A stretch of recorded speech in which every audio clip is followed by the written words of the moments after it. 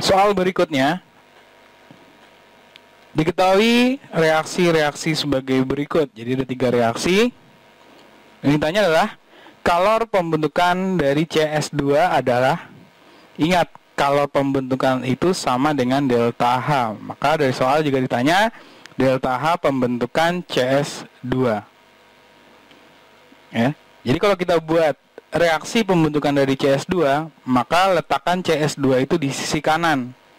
Kemudian yang di sisi kiri adalah unsur-unsur pembentuk dari CS2. Berarti yang di kiri adalah C ditambah S. Nah, kemudian kalau diminta delta H pembentukan, diusahakan yang dibentuk itu koefisiennya 1. Ya, maka kalau koefisiennya 1, yang kita utak-atik adalah koefisien yang di kiri. Ya, maka didapat reaksi secara lengkapnya adalah C ditambah 2S menghasilkan CS2. Kemudian ditanya adalah delta H-nya. Oke, kita lihat data reaksi dari soal. Yang pertama adalah CS2 ditambah 3O2 menghasilkan CO2 ditambah 2SO2 dengan delta H-nya minus 1110 kJ.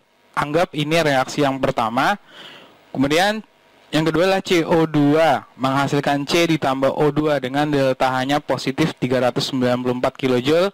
Ini kita anggap reaksi kedua. Kemudian SO2 ditambah S menghasilkan O2 dengan delta H positif 297 kJ. Anggap nih reaksi ketiga. Oke, reaksi yang diminta delta H-nya adalah reaksi dari C ditambah 2S membentuk CS2. Oke, kita lihat apa aja yang dibutuhkan. Ternyata kita butuhkannya adalah atom C, kemudian atom S, dan molekul CS2. Oke, kita lihat. Kita butuhkan atom C. Pada reaksi keberapa yang ada atom C? Ternyata pada reaksi kedua. Nah, kita butuhkannya di kiri sebanyak 1. Sedangkan reaksi kedua itu adanya di kanan, tetapi sebanyak 1. Maka reaksi kedua itu mesti kita balik. Sehingga didapat reaksinya adalah C ditambah O2 menghasilkan CO2. Dengan delta H-nya, karena tadi reaksinya dibalik, berarti delta H-nya berubah tanda menjadi minus 394 kJ. Gitu ya. Oke, kita butuhkan apa lagi? Ada CS2. Reaksi keberapa yang ada CS2? Ternyata pada reaksi pertama. Ya, dibutuhkan CS2 di kanan. Tetapi pada reaksi pertama, CS2-nya itu berada pada di sisi kiri. Sehingga reaksi pertama mesti kita balik. Maka didapat CO2 ditambah 2SO2 menghasilkan CS2 ditambah 3O2. Dengan delta H-nya menjadi positif 1110 kJ. Karena reaksi pertama dibalik. Kemudian, apalagi yang kita butuhkan? Ternyata atom S. Pada reaksi berapa yang ada atom S? Itu reaksi ketiga.